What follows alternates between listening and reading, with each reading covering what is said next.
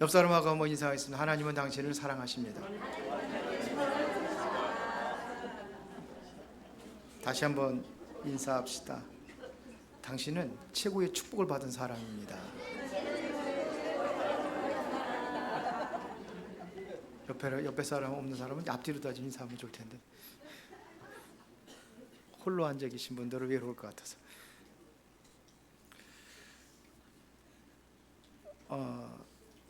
지난주 말씀 기억하십니까? 지난주 말씀이 바로 그리스도의 체험되는 그날은 천지개벽의 역사가 일어난다 그런데 사실이거든요. 베드로가 주는 그리스도시요 살아계신 하나님의 아들이십니다 이 고백을 했을 때에 베드로에게 엄청난 축복을 줬어요. 아예 모든 축복을 다 줬어요. 너는 베드로라, 이 반석 위에 내 교회를 세우리니. 그래. 그러면서 뭐예요? 음부의 권세가 이기지 못하라. 지금 세상에는 음부 사단의 세력들이 많은 사람들 미혹하고 유혹하고 넘어지게 하잖아요. 거기에 매여들지 않는다는 거예요. 이길 수 있다는 거죠. 없는 게 아니라 이길 수 있어요. 그러면 내가 너에게 천국 열쇠를 주노니 그랬어요. 하늘문을 열고 닫는 천국 열쇠를 받았어요. 그걸 다 된 거 아닙니까? 그리고 베드로에게 이제 얘기를 합니다. 아무에게도 내가 그리스도라는 사실을 말하지 말아라. 그런데 말해야 되잖아요. 전도해야 하잖아요. 그런데 말하지 말래요. 왜 그랬을까요? 남아있는 게 있어요. 남아있는 게 있어요. 더 확실한 체험이 일어나야 될 것이 있어요. 그래서 그런 거예요. 그게 뭐냐면, 그렇게 고백했던 베드로, 엄청난 축복을 받았던 베드로가 계속 실패를 하는 거예요. 실수를 해요. 3번씩이나 실수를 하는데, 그것이 실수하게 된 근본이 뭐냐? 창세기 3장 나예요. 나 중심. 사단이 아담과 하와를 무너뜨릴 때, 먼저 하와를 무너뜨릴 때 뭐가 그리 무너뜨렸습니까? 네가 하나님처럼 될 수 있어. 선악과 먹으면 너도 하나님처럼 될 수 있어. 이렇게 꼬인 거예요. 그게 문제예요. 나 다 보면 여기에 빠져 있어요. 여러분들이 그 예수가 그리스도라는 사실을 고백했고, 여러분들 복음을 받았는데 이것 때문에 무너지는 거예요. 그래서 결국은 어떻게 되죠? 저주받잖아요. 아담과 하와 저주받잖아요. 아담과 하와 때문에 땅까지 저주했다고 그랬잖아요. 땅에서 엉겅퀴가 돋아나고 가시덩굴이 돋아나고. 그거예요. 창세기 6장에 왜 세상을 홍수로 멸망당하는지 이유가 뭡니까? 분명히 그 당시에 네피림이라고 그랬어요. 네피림 시대. 사단이라는 존재, 네피림 하늘에서 떨어진 자 이런 뜻이거든요. 나팔 그래가지고 하늘에서 떨어진 자 그게 누굽니까? 큰 용이 내어져 있기는 이에 뺀 막이라고도 하고 사탄이 온 천하를 꿰는 자, 이게 하늘에 떨어진 자예요. 그게 누굽니까? 사탄이죠. 그래서 그 시대에 뭐예요? 물질 중심이에요. 세상의 물질, 그거 따라가는 거예요. 그런데 결국 어떻게 됐습니까? 그거 따라가다 홍수로 멸망당하는 거예요. 베드로가 아직도 버리지 못한 게 이거예요. 그리고 성공이에요. 성공 중심. 그게 창세기 11장의 바벨탑 사건이에요. 오늘 일부 새벽 예배 때 말씀을 드렸죠. 바벨탑 사건, 그것 때문에 무너집니다. 성공 중심. 베드로가 그걸 가지고 있었어요. 오늘 변화산에서 여러분들이 같이 읽었습니다. 예수님이 그 베드로, 야고보, 요한을 데리고 이제 산에 올라가셨는데 그 모습이 너무 황홀하고, 그러니까는 자신도 모르게 옛날 것이 속에 있는 게 나온 거예요. 내가 여기다가 초막셋을 짓겠습니다. 하나는 주를 위하여, 하나는 모세를 위하여, 하나는 엘리야를 위하여. 그렇게 얘기를 한 거예요. 이게 나 중심이요, 물질 중심이요, 성공 중심. 여기서 나는 만족하게 살기를 원합니다. 주님과 함께 이 모습 이대로 영원히 살기를 원합니다. 이렇게 얘기를 한 거예요. 그런데 그 다음에 밑에 보면은 그 산 밑에는 어떤 일이 나고 있느냐? 거기를 안 읽었어요. 산 밑에 어떤 일이 나고 있습니까? 귀신 들려가지고 고통당하고 시달리는 그 아이, 아버지가 와서 예수님께 와서 얘기하잖아요. 그 다음에 내려왔을 때에 그 제자들이 그 귀신을 쫓아내려고 몸부림쳤는데 뭐 안 고쳤어요. 못 고쳤어요. 그래서 예수님께서 그 산에서 내려오니까는 뭐라고 합니까? 할 수만 있으면 내 아들이 이 고통과 물에도 넘어지고 귀신 들려가지고 그렇게 됐고 그렇게 할 수만 있으면 고쳐달라고 하는 거 아니에요. 그 지금 우리는 전혀 이런 세계를 우리는 생각하지 못해요. 나만 행복하면 돼. 이게 사단의 통로가 되어버리는 거예요. 그래서 아직 안 됐다는 겁니다. 베드로가 그리스도를 입으로 고백을 했는데 실제적으로 체험은 안 된 거예요. 그래서 그거 체험된 다음에 그럼 하라 이런 얘기예요. 그러고 나서 베드로가 좀 변화됐으면 좋겠는데 또 변화가 되질 않고 예수님께서 내가 죽을 거라고 그러니까 거기도 마태복음 16장에 20절 밑에 보면 그게 나오잖아요. 예수님 안 됩니다. 죽겠다고 그러니까 죽으면 안 됩니다. 예수님께서 뭐라고 그럽니까? 너희들이 다 굴기 전에 너희들이 다 나를 부인할 것이다. 다 떠나갈 것이다. 그때 베드로는 나만은 절대로 안 떠납니다. 나만은 예수님 죽는 데까지나 따라가겠습니다. 그때 베드로가 3번씩이나 그것도 그 젊은 여인들 앞에서 3번씩이나 예수님을 부인하고 그리고 저주까지 했다고 그랬어요. 성경에 보면은 예수님 저주까지. 근데 아니라는 것을 확실히 부인하려고 또 실패를 했어요. 베드로가 또 실수했어요. 그러고 나서 이제 닭이 울을 때에 그때 이제 베드로가 통곡하면서 회개하죠. 그랬던 베드로 예수님 끝까지 또 데리고 찾아가요. 어디입니까 거기가? 아예 베드로는 옛날 모습으로 완전히 돌아갔어요. 어부로 갈릴리에서 옛날에 다 버렸던 배도 다시 찾고 그물도 다시 수리하고 끌어서 어부하러 가는 거예요. 거기 어디입니까? 갈릴리. 그 예수님께서 거기 또 찾아가십니다. 찾아가서 뭐라고 그러죠? 내가 나를 사랑하느냐. 지난 금요일 날 얘기했죠. 내가 나를 사랑하느냐. 그래 베드로가 뭐라고 합니까? 내가 사랑하는 줄을 주께서 아시나이다. 참 아이러니하죠. 지난번 얘기한 것처럼 아니 완전히 과거로 돌아갔는데 베드로 왜 찾아갑니까? 찾아가서 또 뭐라는 거? 내가 나를 사랑하느냐? 이게 이해가 안 되죠.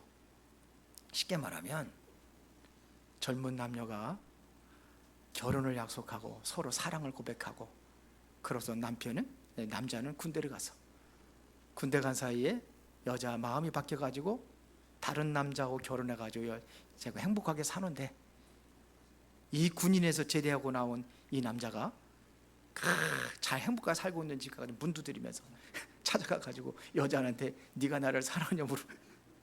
말 같은 소리, 말이 안 되는 소리죠. 그때 예수님 찾아가셨어요. 네가 나를 사랑하느냐. 그때 사랑한대 또 기가 막힐 노릇이지. 남의 여자하고 남의 남자가 잘 살고 있는데 찾아가서 물어봤더니 또 사랑한대.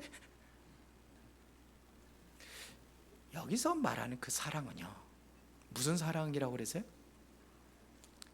예수님이 물은 거는 뭐냐? 아가페적인 사랑이에요. 네가 나를 희생하면서까지도 그렇게 나를 사랑할 수 있느냐? 근데 베드로의 대답은요 그 사랑이 아니에요. 나는 아가페 사랑은 못합니다. 나는 필레오의 사랑을 할 수 있습니다. 필레오는 뭐냐면 조건적인 사랑이거든요. 형제 간의 사랑이에요. 친구 간의 사랑이에요. 그 사랑을 얘기하는 거예요. 그 또 물어. 내가 나를 사랑하느냐? 그 또 같은 얘기하는 겁니다. 나는 주님을 사랑해 주께서 아십니다. 그게 필레오의 사랑이에요. 그 또 물어. 그러면 네가 나를 아가페적인 사랑을 못하면은 필레오의 사랑을 할 수 있느냐? 그때 예수님 베드로가 난 그건 할 수 있습니다. 이 고백을 하는 거예요. 그때에 예수님께서 내 어린 양을 먹여라. 그러면서 마지막에는 네가 지금까지는 네가 네 멋대로 살아왔지만은 이제 다음부터는 남이 너에게 띠를 띄워가지고 네가 원치 않은 곳으로 가게 할 것이다. 그렇게 베드로에게 이야기합니다. 베드로를 예수님께 끝까지 버리지 않으신 이유가 뭘까요? 왜 그랬을까요? 베드로를 통해서 하나님께서 하시고자 하는 그 일이기 때문에 배신자임에도 불구하고 베드로를 끝까지 찾아간 겁니다. 최초로 예수님께서 그리스도라는 사실을 고백했기 때문에 예수님이 그를 찾아가시는 겁니다. 여러분들이 진짜 응답받기를 원하십니까? 그 응답의 시작은 하나님 말씀에서 시작이 되는 거예요. 하나님의 말씀을 잘 들을 때 그때부터 응답이 시작되는 거예요. 근데 우리는 하나님의 말씀보다는 여러분이 가장 가까이 있는 부모님이나 친구들이나 이웃의 말을 잘 들어요. 그 말이 맞아요. 맞는데 진리는 아니에요. 맞죠? 우리는 하나님의 말씀을 들을 수 있어야 돼요. 그래서 칼빈이라는 사람은 하나님 말씀을 전부 다 66권의 전체 하나님 말씀을 딱 다섯 마디로 그렇게 정리를 했어요. 그 포인트가 뭐냐? 전적인 인간의 타락이에요. 인간은 절대로 구원받을 수 없는 존재다. 사탄에 의해서 범죄해서 창세기 3장으로 시작이 되어 있는 우리 인간은 절대로 구원받을 수 없다. 그러나 그러기 때문에 하나님께서 우리를 구원하기 위해서 무조건 선택을 하셨다. 그겁니다. 우리는 구원받을 전혀 소망이 없는 존재인데 하나님께서 그를 구원하기를 선택하셨다. 이게 두 번째. 그다음에서 하나님의 중요한 문제를 해결하기 위해서 약속하신 분이 누구냐? 그리스도다. 이거를 뭐라 하냐? 제한된 속죄다. 그리스도 아니면 구원받을 수 없다. 예수님도 말씀하셨잖아요. 다른 이로서는 구원을 얻을 수 없는, 베드로가 얘기했죠. 천하 인간 중에 구원을 받을 만한 다른 이름을 주신 이 없다. 그리스도밖에. 예수님도 내가 곧 길이요 진리요 생명이니 나로 말미암지 아버지께로 올 자가 없다. 이게 성경의 핵심이에요. 그러면서 이제 네 번째가 뭐냐면은 불가항력적인 은혜. 그래가지고 하나님의 은혜는 아무도 막을 수 없다. 하나님께서 은혜를 주신 건 아무도 막을 수 없다. 이게 칼빈의 네 번째 교리예요. 그리고 마지막 교리가 뭐냐? 성도의 견인 그랬는데 구원받은 자는 절대로 망하지 않는다. 구원받았습니까? 그럼 절대로 망하지 않아요. 이게 성경의 약속이에요. 로마서 8장 31절부터 39절까지 보면 그게 내용이 뭡니까? 누가 우리를 그리스도의 사랑에서 끊을 수 있느냐 이게죠. 그 어떤 것도 그리스도의 사랑에서 끊을 수 없다는 얘기입니다. 환난이나 곤고나 박해나 기근이나 적신이나 위험이나 칼이나 그 어떤 피조물이라도 그리스도의 사랑에서 끊을 수 없다. 이게요. 이게 성경의 고백이에요. 여러분들은 구원받은 자는 하나님의 손에서, 하나님의 사랑의 손에서 절대로 끊을 수 없다. 이겁니다. 그래서 여러분들이 과거는 모든 게 발판이 되는 겁니다. 과거의 상처는 전부 다 버리시기를 바랍니다. 그렇죠? 전부 발판이 되는 거예요, 이게. 그래서 로마서 8장 28절에 보니까 하나님을 사랑하는 자, 곧 그 뜻대로 부르심을 입은 자들의 모든 것이 뭐예요? 합력하여 선을 이루니. 발판이 되는 겁니다. 문제 있어요? 발판이 되는 거예요. 과거 상처 버리고 과거 상처를 발판으로 삼고 일어서시기를 바랍니다. 그러면은 본론입니다. 하나님이 나를 부르심에 대한 이유를 알게 돼 있어요. 우리가 체험해야 될 것인데 우리가 먼저는 오늘 본문에 있는 거 이거 체험해야 돼요. 그러니까 뭐 예수님의 변화된 모습을 보고 이거 체험하라는 게 아니라 오직 그리스도만이 인생의 답이다. 이거를 여러분들이 확신을 갖는 거예요. 그러면서 이제 체험돼야 될 것이 뭐냐? 실제로 뭐냐면 이렇게 체험된 사람들을 예수님께서 죽으시고 부활하셔서 어디에 모으셨냐? 감람산으로 부르십니다. 베드로에게 왜 예수 얘기하지 말아라, 앞으로는 내에게 대해서 얘기하지 말라, 마태복음 16장 20절에 얘기했는데 그 이유가 뭐냐면 이게 체험이 안 돼서 그래요. 여러분들이 지금 왜 전도를 못 하느냐? 이거 체험이 안 돼서 그래요.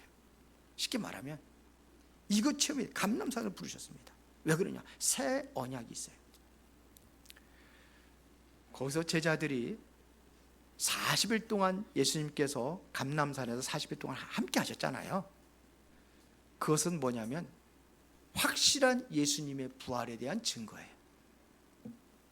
잠시 봤어요. 부활하신 예수님 만나기도 했어요.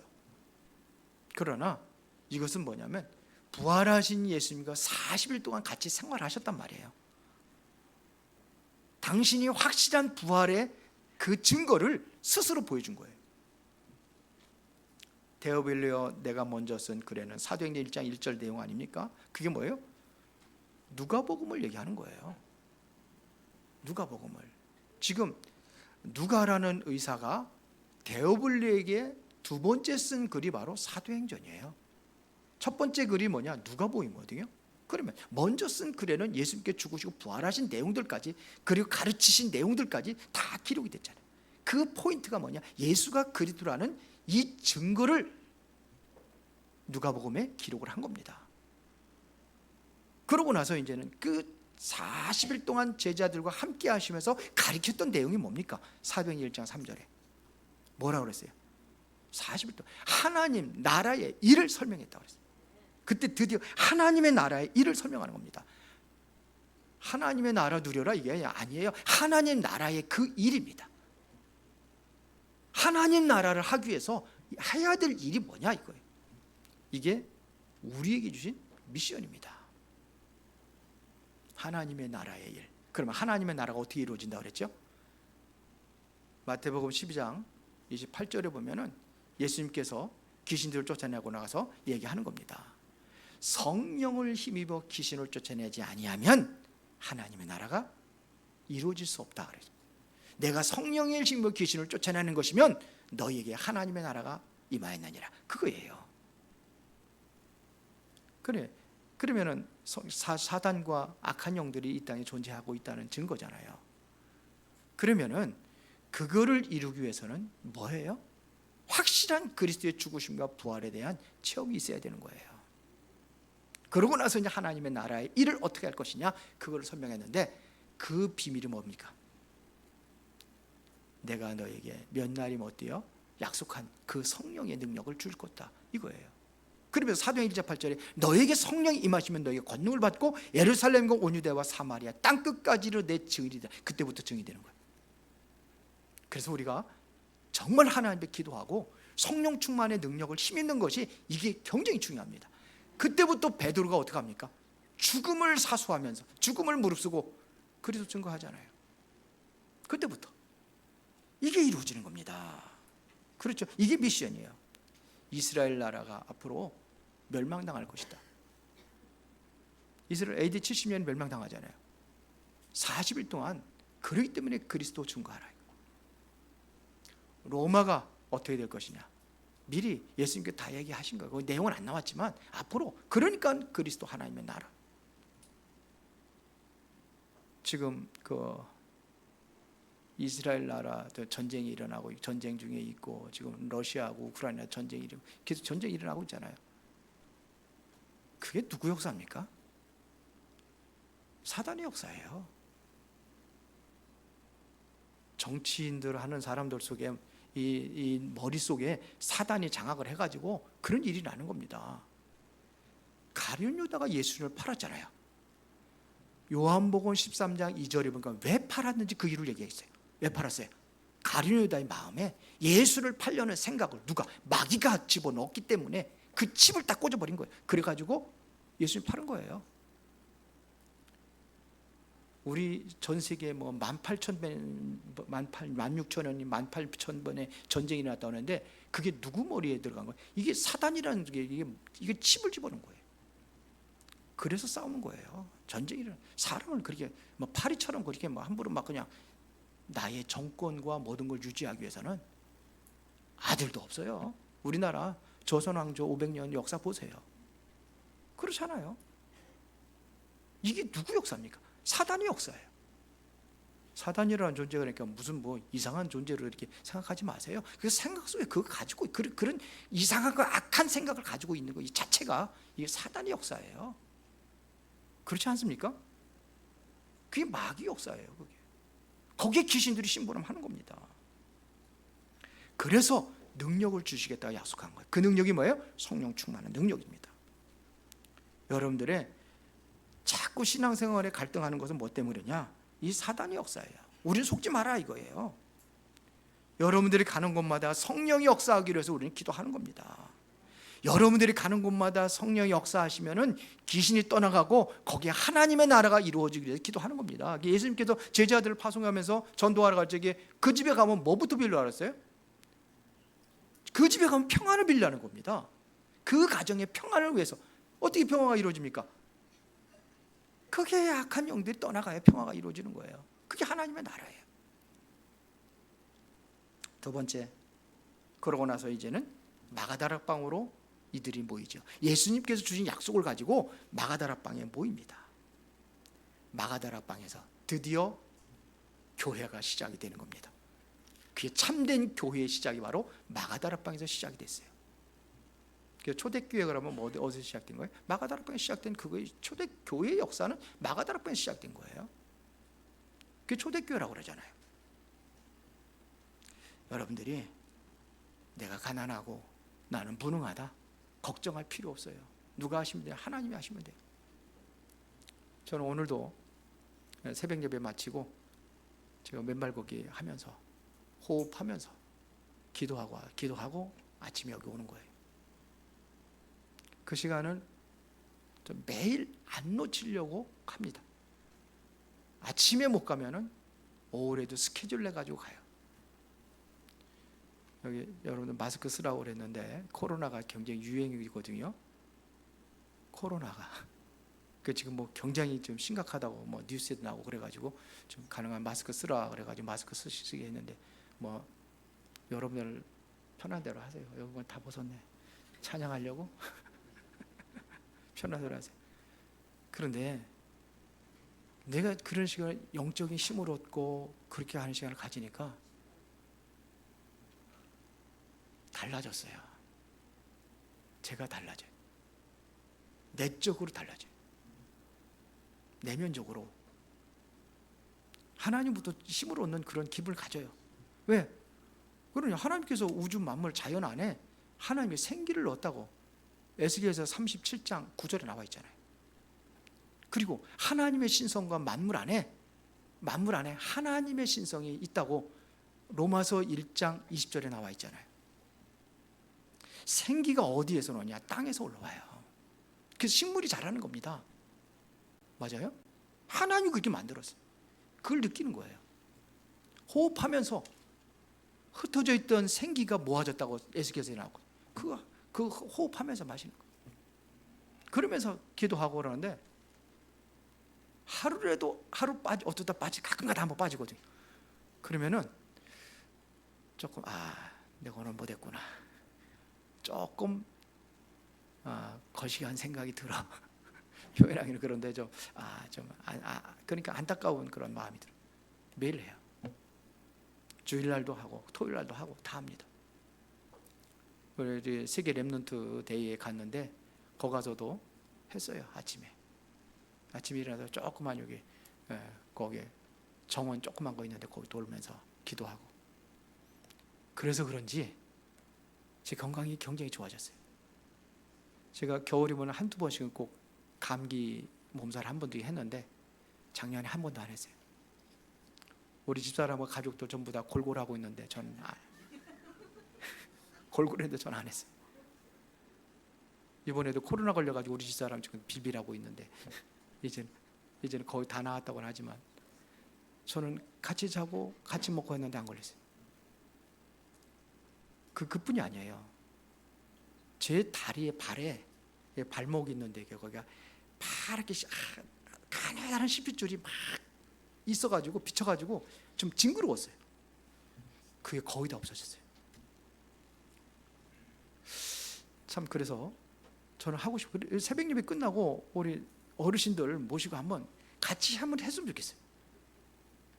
그렇게 하면서 호흡하면서 묵상하고 기도하고 거기서 진짜 많은 힘을 얻고 거기서 많은 답을 얻어요. 저는요. 그렇게 하면서 하나님과의 묵상하는 기도 시간에 물론 교회에서도 하지만 그것보다도 그렇게 그 속에서 자연 속에 들어가가지고 하는 게 저는 그렇게 좋아요. 행복해요. 그 시간이. 느끼시는 분들만 느끼시고. 그러니까 사람들이 뭐라 그러냐면, 그리고 우리 처남들이 비비라고 시원찮아가지고 어저께 가가지고 잠깐 만나가지고 얘기를 했더니 얼마나 했냐 그래서 내가 한 2년 된다고 그랬더니 2년씩이나 어떡하느냐 그래. 삶이 되면 돼요. 삶이 되면. 여러분들 진짜 그 응답을 받으시기 바랍니다. 참된 교회는 마가다락방 오순절 날이 이미 이름에 거기에 성령의 능력이 바람같이 불같이 역사했어요. 이거 아무도 막을 수 없다는 겁니다. 성령이 바람이 아니고 불이 아니에요. 바람같이 불같이라고 되어 있어요. 그건 다시 말하면 뭐예요? 아무도 막을 수 없다는 겁니다. 불 났는데 바람 한번 불어보세요. 이거 못 막아요. 옛날에 한번 그래서 2주인가 뭐 계속 불 타는 거 못 막아가지고 결국은 비가 오니까 다 꺼져버리더라. 막을 수가 없어요. 사도행전 3장 1절부터 12절에 보니까 그 죽음이 두려워가지고 예수님을 3번씩이나 부인했던 베드로가 그 당시에 예수 얘기지 말하지 말라고 그랬잖아요. 예수 얘기 말하면은 감옥에 들어가요. 그래서 이제 또 나와서 또 예수의 말하면 그때는 뭐냐, 사형이에요. 이렇게 철저하게 금종력을 내린 거예요. 예수 믿는 사람 가지도 말고 말하지도 말아라. 그런데 어디서 베드로가 예수 이름을 얘기했는지 아세요? 유대 교회 성전이에요. 그게 예루살렘 성전이 기독교 성전이 아닙니다. 기독교인들 박해하고 집에서 몰래 숨어서 예배드리고 그러는데 예루살렘 성전이 유대인들의 성전이에요. 거기가 바리새인들과 제사장들이 있는 그 앞에서 안진뱅이한테 얘기했습니다. 은과 금은 내게 없지만 내게 있는 것을 내게 주노니 나사렛 예수 그리스도 이름으로 일어나 걸어라. 그래서 선포한 거예요. 거기서 유대교에 대한 도전입니다. 그러나 붙잡히잖아요. 잡혀가가지고 뭐가 어디 갑니까? 종교재판하는 게 사도행전 4장이에요. 그때 얘기합니다. 네가 누구 이름으로 법으로 금하고 있는 그 이름 네가 얘기했느냐 이거죠. 그렇게 베드로가 뭐라 합니까? 다른 이로서는 구원을 얻을 수 없나니 천하 사람 중에 구원 얻을 만한 다른 이름을 주니 없다. 예수 얘기해서 일어난 것이다. 그 증거가 바로 여기 있지 않냐. 딱 서 있잖아. 안진뱅이가 40년 동안 일어나지도 못했던 그 40살 먹은 안진뱅이가 딱 40년 동안 한 번도 일어나지 못했던 안진뱅이에요. 그랬더니 이 사람들이 뭐라 합니까? 다시는 예수 얘기하지 마. 내 이번에 한 번만은 용서해 줄게. 그렇게 된 거예요. 왜? 증인들이 있고 많은 사람들이 베드로를 어떡합니까? 베드로가 잘했다고 그 사람들이 군중들이 몰려있으니까 함부로 못하는 거예요. 그러니까 보세요. 그러니까 베드로 뭐라 그럽니까? 옛날 같으면 예수 얘기 안 했다 그래야 되는 건데 예수님 3번 부인할 때도 그렇게 했잖아요. 달라지는 거예요. 성령의 능력, 성령 충만 받으니까 달라졌어요. 그러면서 얘기하지 말라 하니까 너희들 말 듣는 게 옳은가? 하나님 말씀이 듣는 거 옳은가? 너희들이 스스로 판단해 봐라. 그러거나 얼마나 대담합니까? 그 죽음이 두려워가지고 벌벌 떨던 베드로가 달라졌어요. 사도행전 7장에 보니까 안수 집사를 세우죠. 안수에서 7명의 집사를 세우는데 그 중에서 한 집사 빌립 집사가 사마리아 성에 들어가서 그리스도 얘기합니다. 아무도 가지 않은 그 땅, 유대인들이 제일 박해하고 말도 하지 않고 상종도 하지 않는 그 땅 사마리아 성에 들어가가지고 복음 전합니다. 이게 복음이에요. 복음은 원수도 사랑하고 원수도 살리는 게 복음이에요. 빌립이 그거 같잖아요. 이게 여러분들이 받아 누려야 될 축복입니다. 여러분들이 과거에서 벗어나서 상처 속에 매이지 않고 과거의 어떤 문제 속에 매이지 않는다면 그것이 발판이 되고 그것이 바로 복음 전하는 길이 되는 겁니다. 그래서 세 번째, 세계 복음화를 위해서 여러분들 부른 겁니다. 이것은 처음부터 하나님의 계획이에요. 창세기 12장 1절부터 3절에 보니까는 베드로를 부를 때 아브라함을 하나님께 부르실 때 뭐라 했습니까? 너는 너희 본토 친척 아비집을 떠나 내가 내게 지시할 땅으로 가라. 그게 어디에? 가나안이에요. 가나안이 바로 그리스도 메시아 오실 땅이에요. 세계복음화의 시작의 땅이에요. 그때 예수님께서, 하나님께서 아브라함에게 뭘 줬어요? 언약적인 축복이 거기서 이루어지는 거예요. 무슨 축복을 줬습니까? 근원적인 축복. 너는 복의 근원이라. 근원적인 축복. 너를 축복하는 내가 저 축복하고 너를 저주하는 저주하리니 모든 민족이 너로 말미암아 복을 받을 것이다. 그거예요. 너로 말미암아. 이게 대표적인 축복이에요. 내 씨로 말미암아. 이것이 바로 기념비적인 축복, 후대까지도. 하나님 주신 축복은 아무도 막을 수 없어요. 이게 불가항력적인 축복입니다. 이걸 주신 거예요. 전도자에게 주신 축복입니다. 여러분들이 받아 누려야 될 축복입니다. 그래서 하나님께서 이 세계복음화로 해서 세워진 교회가 바로 안디옥 교회예요. 그래서 사도행전 11장 19절부터 30절에 보니까 스데반의 환난을 인하여 스데반의 핏값으로 세워진 안디옥 교회, 거기에서 드디어 세계 선교가 이루어지는 겁니다. 거기에 드디어 이제 바울이 거기서 훈련하고 거기서 이제는 선교사 파송을 받아가지고 세계 3차 선교 여행이 바로 사도행전 그 12장 이후부터 이루어지는 겁니다. 이게 역사예요. 그래서 바울은 어떤 전략이냐면 치유 전략을 썼어요. 치유 전략. 너무 길어가지고 좀 다 설명을 할 수 없는데, 그래서 사도행전 13장에 보니까 누구예요? 박수무당 치유하셨어요. 치유했어요. 사도행전 16장 10절 18절에 보니까 뭐예요?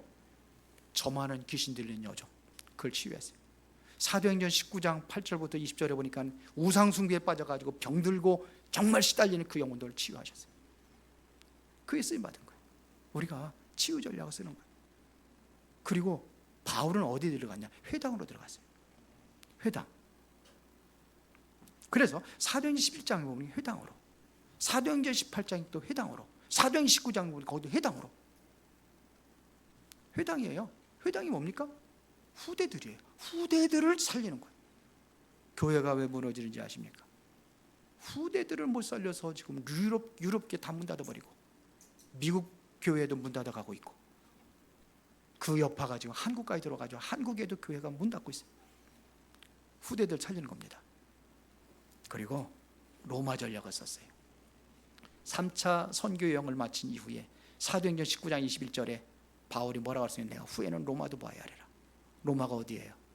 세계복음할 수 있는 모든 통로가 열려져 있는 그곳이 바로 로마예요. 그럼 지금의 로마는 어디입니까? 미국입니다. 미국이에요. 그래서 미국 전략을 쓰는 거예요. 우리가 선진국 가서 하는 거예요. 그래서 하나님께서는 그 바울의 마음의 그 소원을 가지고 얘기하잖아요. 네가 로마에서도 증언해야 하리라. 유라굴라 강풍을 만났을 때는 바울아 두려워하지 말라. 네가 가이사 황제 앞에 설 것이다. 그거예요. 다음 주에는 우리가 후대들에 대해서 좀 볼 겁니다. 어떻게 성경에서 이야기하고 있는지, 왜 거기에 우리가 초점을 맞춰야 되는지 다음 주에 하겠습니다. 결론입니다. 지금부터 이제 기도 시작합시다. 하나님이 내게 주신 언약이 있어요. 언약을 가진 사람은 절대로 망하지 않습니다. 언약을 가지고 있는 사람은 요단강이 가로막기 때문에 요단강 가를 겁니다. 언약을 가지고 있는 사람에게는 여리고가 가로막기 때문에 여리고를 무너뜨릴 거예요. 필요하다면 태양과 달을 멈춰까지 하면서 하나님의 언약을 이루기 위해서 그렇게 하셨어요. 그래서 결국은 뭐냐면 가나안을 정복하잖아요. 우리는 세계적으로 합니다. 언약을 붙잡는 거예요. 이 언약을 가진 사람들이 현장을 보면 내가 해야 될 일이 뭔가 비전이 생겨요. 앞으로 내가 해야 될 비전. 그러면 내가 24시 해야 될 꿈이 뭔가를 찾게 되는 겁니다. 이걸 기도하는 겁니다. 그러면 거기에 하나님이 역사하실 수밖에 없어요. 이거를 우리는 25시라고 하는 거예요. 하나님 응답하시는 거예요. 그래서 마지막에는 여러분들 인생의 작품을 남기는 겁니다. 최고의 작품. 후대들에게 보고도 우리 엄마가, 우리 아빠가, 아니면 우리 교회 장로님이 그래야 되지 않겠어요?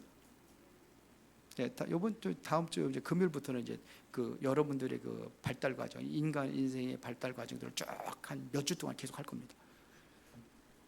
근데 우리 생각들이 좀 많이 좀 바뀌어져야 돼요. 우리 보면은 뭐 여러분들 자꾸 이뻐지려고 하고 젊어지려고 하는데, 그래서 화장도 하고 뭐 쌍꺼풀 수술도 하고, 또 어떤 사람들은 더 뭐 심한 것도 해가지고 얼굴을 완전히 싹 갈아엎는 사람들도 있고.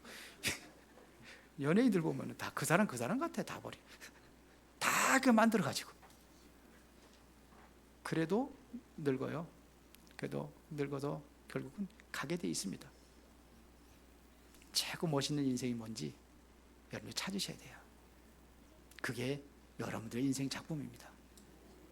기도하겠습니다. 살아계신 아버지 하나님, 크신 은혜와 사랑에 감사를 드립니다. 오늘 중요한 언약 붙잡고 승리하는 응답의 시간이 되어지기를 원합니다. 말씀 속에서 힘을 얻고 답을 얻고 늘 하나님께서 하시고자 하는 계획을 발견하고 언약 속에서 하나님의 뜻을 이루는 멋진 인생이 되어지도록 축복하여 주옵소서. 예수 그리스도 이름으로 기도드리옵나이다. 아멘.